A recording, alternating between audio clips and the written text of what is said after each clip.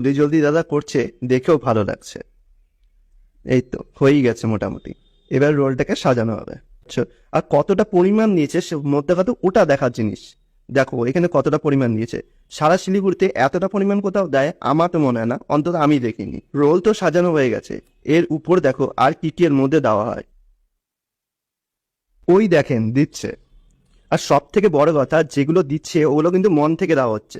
দেখে বোঝা যাচ্ছে কতগুলো করে দিচ্ছে, কতটা পরিমাণ দেওয়া হচ্ছে।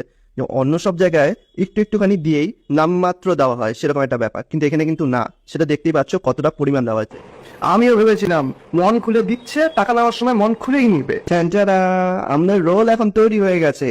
এইবার দেখো আসল জিনিস, যার হ্যাঁ আমিও ভেবেছিলাম আর সঙ্গে সঙ্গে বলেছিলাম, এ তো কেন কাণ্ড হয়ে গেল রে, এত বড় রোল আমি খাবো কি করে। এত বড় রোল দেখে তো আমি চিন্তা করে গেছিলাম, তারপরে মুখে দিলাম, দেখলাম টেস্ট, ও মা গো।